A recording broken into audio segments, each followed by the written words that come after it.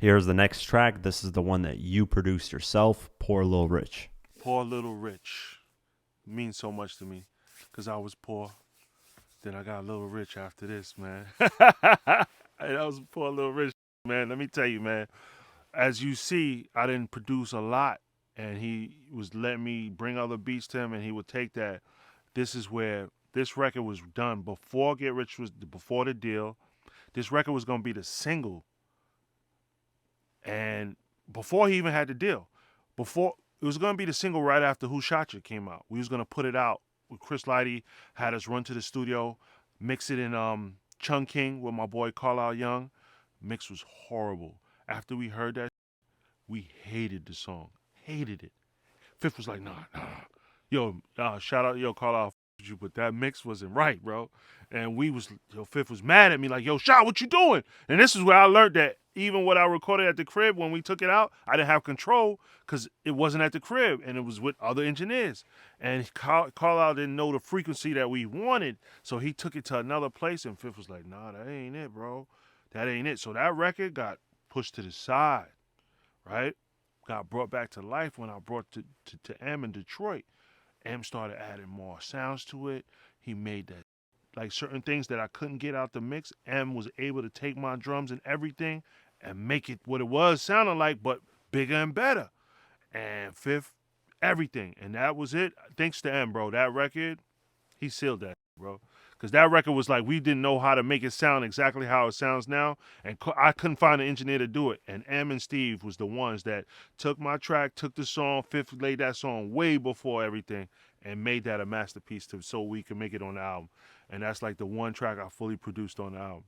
21 Questions with Nate Dogg. 21 Questions, man. So this record was done after the deal. He signed in June. This record was done September 2002. We're getting beats. One of the A&Rs that wanted to sign him, Dino DeValier from Universal, also managed Dirty Swift and Bruce Wayne, who became Midi Mafia. Dirty Swift was originally by himself doing his thing, and he was from Toronto, and he was always with Dino, and Dino would even have access to come to my crib, fifth with him, and he really wanted to sign him to Universal, but it didn't happen. So with Dino involved, we got that track. And Fifth was one of those people, like I said, he thinks of songs before he record them. And he had that concept, 21 questions. And I'm like, 21 questions? And he was like, watch this. And he cut it. And when we cut that record, I was like, yo, this is dope, bro. And then he laid the hook. So then we go to L.A., and he played it for Dre and them. Instantly, I don't even know how that shit happened. Before I open my eyes, Nate Dogg is in the booth. Girl. I'm like, holy. I'm watching Nate do the hook. I'm like, yo, Fifth, you wrote that. He did that. That's not, I've never seen someone write a hook and then someone else, like, besides the Banks, just writing a verse and then Fifth taking it. But no, this nigga wrote the hook and he sang it exactly how Fifth said it. He didn't change the tone or nothing. He added that extra Nate Dogg part to it, but he captured it. And we was like, holy bro. And that record became a process. Because now it's down to sampling time, sample clearance time. Lo and behold, we're at the end of the album trying to clear every sample. This is a second.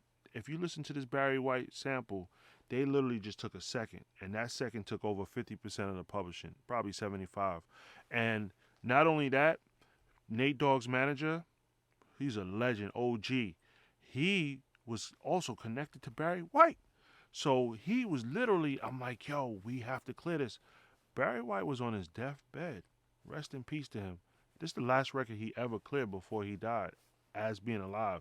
And the manager was right there, Rodney, and he made that happen for us, because if not, it would have died. We would have had to wait on a trust. We probably wouldn't have made the clearance. But it got cleared.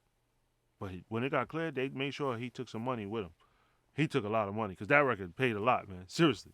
But that little bit of sample, that's when I learned, damn, I ain't sampling no Barry White because he took so much publishing. So after that, it made me learn certain people you just don't want to sample. Michael Jackson, Barry White, Isaac Hayes, they're going to just take all of the money. So that record, though, but for Dirty Swift and Bruce Wayne, probably their biggest record to date. If you want to see this full interview without having to wait, you can join our YouTube memberships program for just $8 a month. You get the full interview, behind-the-scenes footage, and no ads. If you want more, you can join our Patreon at patreon.com/diverse mentality. And for $10 a month, you can not only get these full interviews immediately, but also get uncut and ad-free documentaries as well. The link is in the description for both. For those of you that don't know, this Shaw Money XL interview